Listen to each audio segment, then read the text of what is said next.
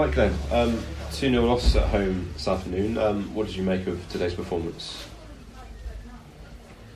It was very similar to what we've been producing of late. The last month or so has been a difficult time for the players, for myself, the club, management, everybody involved. And I felt it wasn't for a lack of effort, but I felt through periods of the game we lacked a little bit of identity, which we've sort of discussed. And we've got to be more patient with the ball, you know. And I think at times we created our own problems. So when you're not creating chances and taking care of the ball as well as we can do, you're going to have difficult periods of the game and difficult moments. And you know, frustratingly, the 2 goals were our own doing, which is a little bit uncharacteristic. But when you're in a bad run, we know fortune is not necessarily with you. So. You know, the performance wasn't fantastic, but it wasn't appalling. But can we do better? Yeah, we can definitely do better. Do you feel like you lacked a bit of bite and a bit of spark today? Is that fair to say? Yeah, I think that's fair. Yeah, in terms of us playing on the front foot, which is what we set out to do. And that comes from us as the management team. We're looking at our training methods, we're looking at the condition of our team. We're fortunate to have access to the GPS pods, and at times we're a little bit disconnected, and we've looked at that and trying to address that. And as you know, with a team, you know, we've got to be all in together, and it doesn't seem to be so at the moment. Mm-hmm. You mentioned Merthyr's goals came off the back of your mistakes. What particularly were you unhappy with in the build-up to those goals? I was really unhappy with the first one, and that period of time. It's 46, 47 minutes of play. It's a great time for the opposition to score. You need to take less risks, and we had the opportunity to clear and turn Merthyr, and we turned it down and we play a dangerous pass backwards, and we put another one of our players in a little bit of trouble, which is a rush clearance, and it's almost suicidal. And then the second goal, you know, we're looking, as you said, we're on the ball, you have to be patient, we can move it and go back out the other way, but we're probing, and you know, and there's sort of mixed messages, if you like, and we force a cross which is just not required and not needed, and then they counter and score. So, you know, it's very frustrating. Yeah, and of course it's part of a big downturn in form, really, isn't it? I think it's now 10 losses in 12 games. Very un-Dorchester-like if you were to look at the first half of the season. I just wonder how, as a club and a management team, you sort of approached this situation and looked to turn it around. I mean, have you found sort of any answers as to why the downturn's happened? I think if we had the answers, that there would have been a change in our performance and result today. And Merthyr are a good side, they have good movements and can handle the ball and can create opportunities. But you reflect back to when we played at their place earlier in the season, we took the game to them, and we created chances aplenty. You look at the lineups as a manager first of all, and you look at the players you're putting out, and you know, it's extremely different to the lineup that we've got out there today, and that's not the sole reason. There's several reasons. You know, what we're sort of discussing now behind closed doors. There needs to be changes.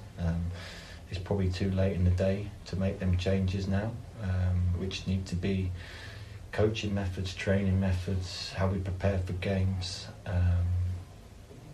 our organisation out on the pitch. We've played with 2-3 similar systems this season and played them systems in different ways, but you know, we need to form a much clearer identity about ourselves. So you know, that falls with us as the managers, and what messages we get into the players, and then equally the players have got to have confidence and belief to feel this is the right way to turn this club around. So there's a massive difference between what we're doing now and what we were doing early in the season, that's for sure. And could part of the reason be that, you know, Dorchester over the last few seasons have, you know, struggled for results and been in this sort of scrap for relegation almost annually? and come February, the team's in a really healthy position. I think it was 5th. Do you feel like the players maybe have looked at the table situation and think, well, that's job done now, we can sort of ease off the gas? Is that an element of that to the results lately, or is that, do you not accept that?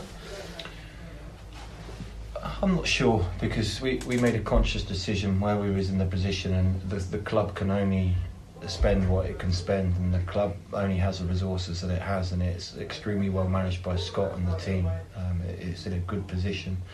The infrastructure is strong here. You're in a position where potentially you need to strengthen, you need to bring bodies in and create that competition, and we haven't necessarily got that competition, and that's no disrespect to the young lads who have been involved, the squad. But when you look at the difference of the Alfie Stanleys, the Charlie Gunsons, the Harvey Bradburys, the Olaf Kozelas, even the Ollie Barmers, there's a lot of creativity and offensive-minded players there.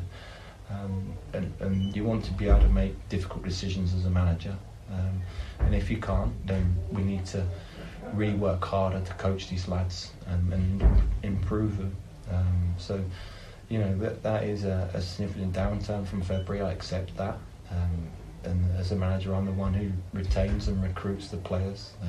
There's a lot of responsibility there. So that's what we need to get right. And we need to lock on to how we want this Dorchester team and side and club to look like between now and the end of the season, because there's still a lot of games to play for. There's a cluster of 3 or 4 teams in around us, and that's our sole motivation, and we want to break them 50 points barrier. And as you said, there is necessarily a culture around Dorchester, but we've been in the lower echelons of the league over the years, and you don't need, as I said before, you don't need a history lesson to know that. So we have to change it, and we will change it. We said before the season starts out, it's not a flick and a switch. You just can't do that. It's a little bit different if you have the resources to go and bring in X, Y, Z. The club is not ready for that, and equally, do we really want to do that? We've got an under-18s and under-23s, and I had great joy watching them young lads in that second half today. That made me, as a manager and as a coach, we want to entertain the supporters. We want to give the supporters a group of lads who want to be proud of. There's 16, 17-year-olds, 18-year-olds, and they're going to be fantastic players, some of them lot. They really are.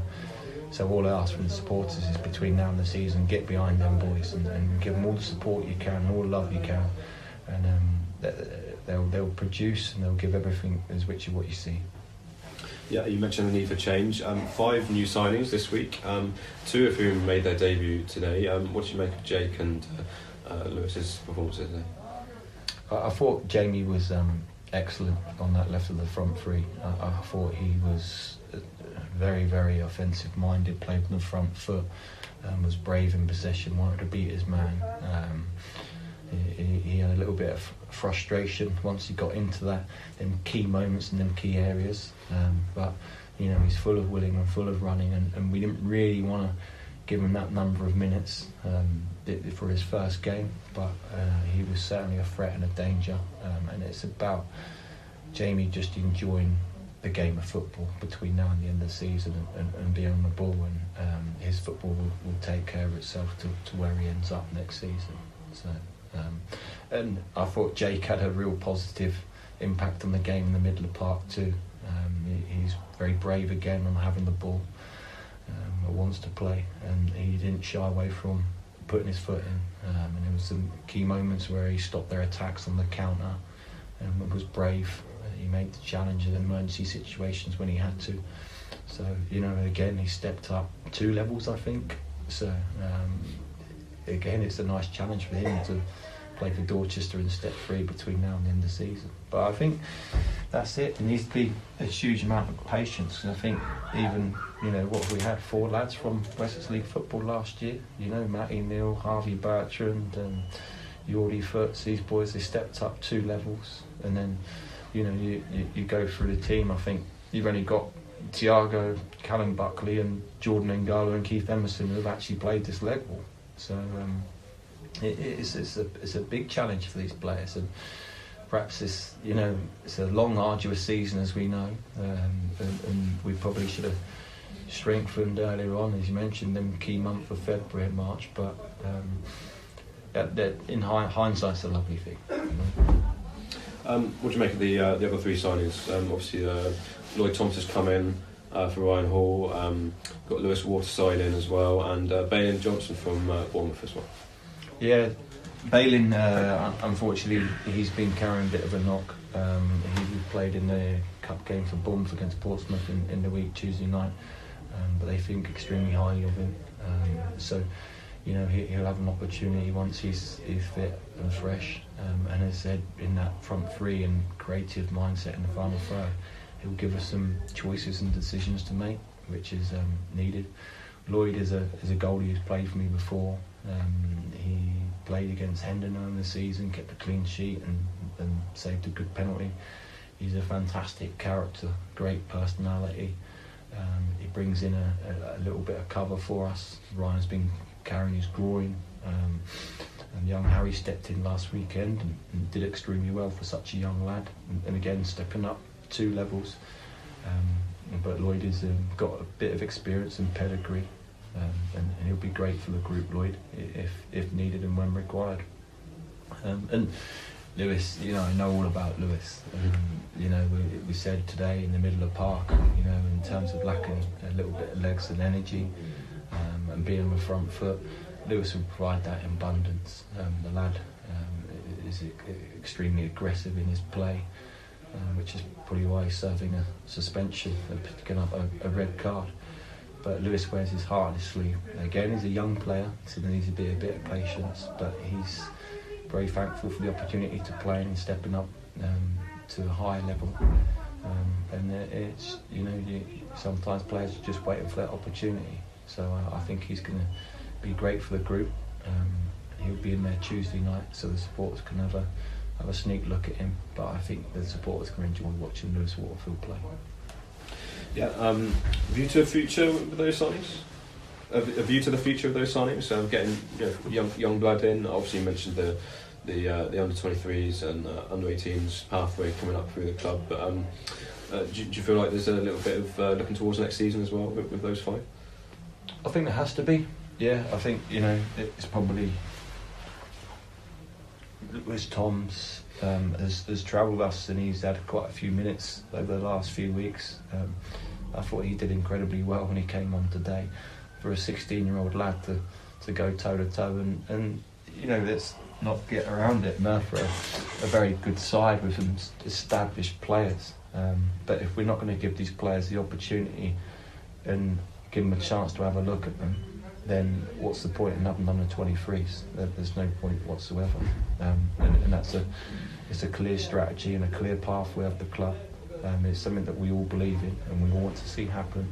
To the messages of 23s, I think sometimes there's a frustration in certain particular clubs that they don't get the opportunity because they have the opportunity to go and get X, Y, Z. So, if the players of Dorset come and play in our 23s, if you're good enough and work with Churchill and Craig to do some great work, then there is a pathway there for people to see. The proof is there, the evidence is there. Final question on injuries. Charlie Gunson, Alfie Stanley out today, and obviously Jordan came off injured, so how are those 3? Jordan's a little bit too early to comment. We'll let it settle down. I think he's tweaked his hamstring, so it first indications are it doesn't look good. I'm sure that's going to settle down in time. Charlie again is a hamstring, so he's a good week to 2 weeks away. So there are covering Knox and Alfie needs to settle down as well, but we're hopeful to have Alfie back by next Saturday, so he's probably the only one of the 3 who will be returning in the near future. Okay, so in terms for the next game, Alfie's a bit too far away to make it? Yeah, Alfie won't be ready for Tuesday. We very much like our players to complete a training session before playing, so all being well, Alfie will train Thursday and then we can welcome him back into the team next Saturday. No worries. Ben, you've been really good with your time. Thank you very much this afternoon. Cheers.